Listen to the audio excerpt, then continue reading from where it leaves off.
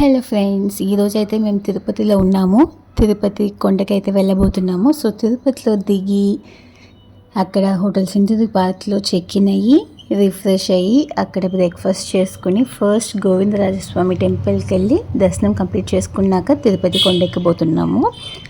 So hotel Sindoori park యొక్క 3rd floor నుంచి చూస్తే అక్కడి నుంచి గోవిందరాజస్వామి గుడి వ్యూ గోపురం కనిపిస్తుంది కదా, ఎంత బాగుందో చూడండి. అండ్ రైల్వే స్టేషన్ నుంచి చాలా దగ్గరలో ఉంటుంది హోటల్ అయితే. ఇంకా గుడి కూడా అక్కడే ఉంటుంది. ప్లస్ అన్నీ నియర్ బై ఉండడం వల్ల మాకైతే ట్రావెల్కి ఈజీ అవుతుందని ఇక్కడైతే చెక్ ఇన్ అయ్యాము. తిరుపతికి వచ్చే ప్రతివారు దర్శించుకునే ఆలయాల్లో గోవిందరాజస్వామి ఆలయం కూడా ఒకటి.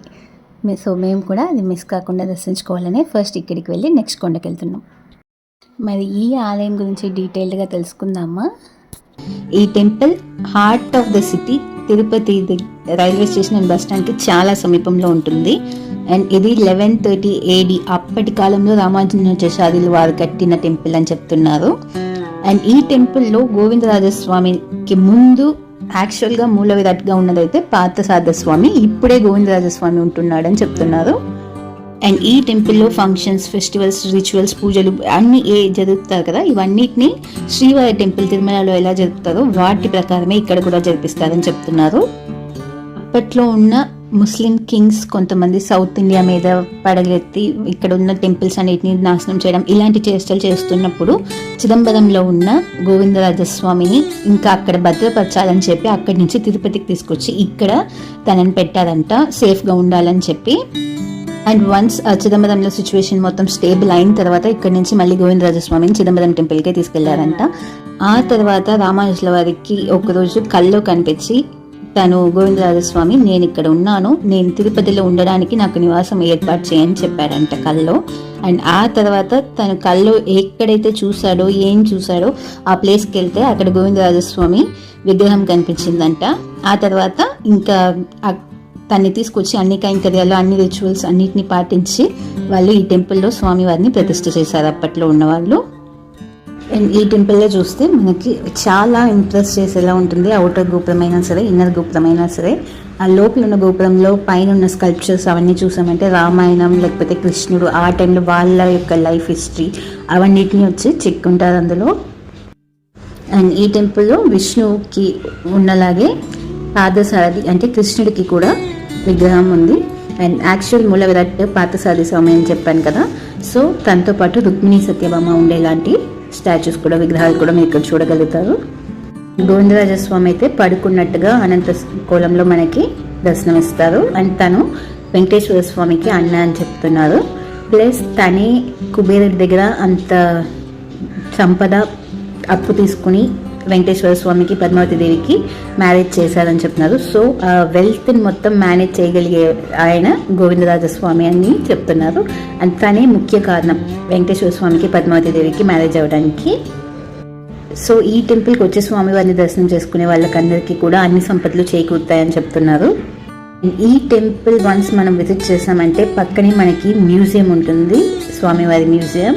అండ్ ఇంకా చిన్న చిన్న టెంపుల్స్, కళ్యాణ వెంకటేశ్వర స్వామి టెంపుల్, ఆండాలమ్మవారి టెంపుల్, నాచ్యాదేవి టెంపుల్, రామానుజ స్వామి వారి టెంపుల్, ఆంజనేయ స్వామి టెంపుల్, మళ్ళీ ఆళ్వార్గల్ ఉంటారు కదా, ఆళ్వార్స్ 12 ఆళ్వార్స్ వాళ్ళ టెంపుల్స్, చక్రతాళ్వార్కని తని టెంపుల్, మనవాళ్ళ మహాముని టెంపుల్, వేదాంత దేశిక టెంపుల్, ఆంజనేయ స్వామి టెంపుల్ అంటూ ఇవన్నిటినీ కూడా మనం జస్ట్ ఆ గుడి ప్రాంగణంలోనే చూడగలుగుతాం.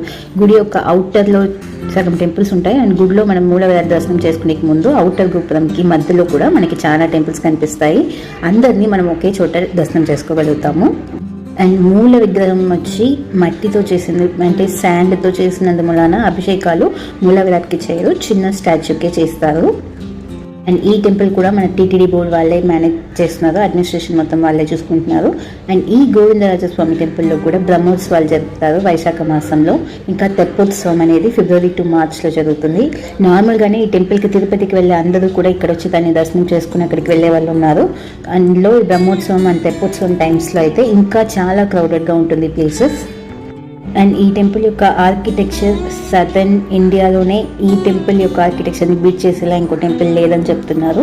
ప్లస్ 7 లెవెల్స్లో ఉన్న గోపురం కానీ 11 కలశాలు ఇవన్నిటినీ కూడా 14th-15th సెంచరీస్లో కట్టినట్టుగా చెప్తున్నారు.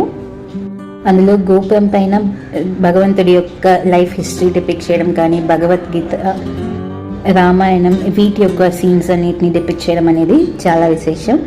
అండ్ గోవిందరాజస్వామి వారు అయితే యోగ నిద్ర పోస్చర్లో తూర్పు చూసినట్లుగా తన యొక్క కుడి చెయ్యి తన తలకి పెట్టినట్టుగాను, లెఫ్ట్ హ్యాండ్ తన ఒంటి మీద ఉన్నట్టుగాను ఉంటాడు. అండ్ విష్ణువు యొక్క వైఫ్స్ అయిన శ్రీదేవి, భూదేవి వాళ్ళిద్దరూ గోవిందరాజస్వామి పాదాల దగ్గర కూర్చున్నట్టుగా మనకి దర్శనమిస్తారు. ఇంకా పద్మావతి దేవి వారికి కూడా ఇక్కడ ఈ టెంపుల్లో ఒక ప్రాంగణం ఉంది. అండ్ ఇంకా గుడి యొక్క లోపల గోపురం ఎంట్రన్స్ ద్వారా లోపలికి వెళ్ళిన తర్వాత విష్ణు యొక్క అన్ని అవతారాలని అక్కడ మనకి చూడడం కోసం పెట్టుంటారు, వాటిని మనం గమనించవచ్చు. అండ్ ఇండియాలోనే మోస్ట్ ఫేమస్ 2 టెంపుల్స్ ఇక్కడ శివుడు, విష్ణు ఇద్దరు మూలవిరాట్గా ఉండడం అనేది 2 చోట్ల మాత్రమే ఉంది. ఒకటైతే world famous Chidambaram Natarajaswamy temple, అక్కడ స్వామివారికి తిరుచిత్రకూడం అని చెప్పి తన యొక్క ఒక దివ్య దేశం అక్కడ ఉంది విష్ణుది.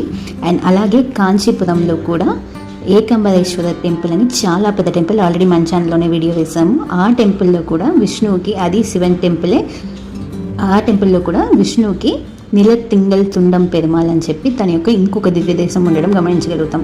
సో ఇటువంటి మహిమకల ఆ చిదంబరంలో ఉన్న ఆ గోవిందరాజస్వామి ఇక్కడ ప్రతిష్ఠ చేయబడి అని ఇక్కడ మనకి దర్శనమిస్తున్నారు. సో విజిట్ చేయాల్సిన చాలా మస్ట్ అయిన టెంపుల్ ఇది. అండ్ పార్థసారథి అని చెప్తున్నారు మూల విరాట్, కానీ గోవిందరాజస్వామి టెంపుల్ మాత్రమే కదా మాకు తెలుసు అని ఆలోచించగలుగుతారు. యాక్చువల్గా ముస్లిం ఇన్వేషన్ జరిగింది ఆ టైంలో, డ్యామేజెస్ మూల విరాట్ని ఎక్కడ డ్యామేజ్ చేస్తారు అని చెప్పి చిదంబరం నుంచి స్వామివారిని తీసుకొచ్చి ఇక్కడ పెట్టారు కదా. అండ్ అలానే 12th సెంచరీలో ఇక్కడున్న పార్థసారథి స్వామిని ఎవరైనా ఏమైనా మూలవిరాట్ని డ్యామేజ్ చేస్తారో అని చెప్పి సత్యభామ అండ్ రుక్మిణీదేవి వీళ్ళిద్దరూ ఆ మూర్తిని కప్పేయడానికి వాళ్ళని చుట్టూ ఒక గోడని నియమించుకున్నారు ఆ టెంపుల్లోనే. అంటే టెంపుల్ మండపం ఇవన్నిటిని వదిలేసి వాళ్ళు ఎక్కడున్నారో ఆ స్థానంలో వాళ్ళకి అడ్డంగా ఒక గోడని రుక్మిణి అండ్ సత్యభామ వీళ్ళిద్దరూ నియమించారని చెప్తున్నారు. అండ్ ఆ తర్వాత ఇది 12th సెంచరీలో జరిగితే, అండ్ 16th సెంచరీ వరకు ఇక్కడున్న ఎవరికి ఇక్కడ పార్థసారథి స్వామి టెంపుల్ అని తెలుసు, బట్ పార్థసారథి స్వామి మూర్తి ఎక్కడా కనిపించలేదని చెప్పి వెతికారంట. అండ్ అన్ని చోట్ల వెతికిన తర్వాత ఎవరికి కనిపించలేదు. సో అందుతో అలానే ఆ టాపిక్ ఆగిపోయింది. తర్వాత 1978 to 82 ఆ పీరియడ్లో అప్పుడున్న ఒక ఐఏఎస్ ఆఫీసర్ ఇలా పార్థసారథి స్వామి టెంపుల్ అంటున్నారు అండ్ మూల విరాట్ ఇక్కడ ఉండకుండా ఉండడం ఎలా అని చెప్పి చాలా ఇన్వెస్టిగేషన్ చేసి ఆ తర్వాత ఆ గోడలు రుక్మిణీదేవి సత్యభామ ఏదైతే కట్టారో వాటిని కూల్చిన తర్వాత చూస్తే లోపల స్వామివారు, రుక్మిణీదేవి, సత్యభామ వీళ్ళు ముగ్గురు విగ్రహాలు కనిపించాయంట. ఆల్మోస్ట్ ఒక 700 yearsకి ఆ విగ్రహాలు ఏమీ కాకుండా అలానే ఉన్నాయంట. ఆ తర్వాత అన్ని పూజలు పునస్కారాలు అన్నీ చేసి మూల విరాట్గా వాళ్ళ ముగ్గురిని నిలబెట్టారు.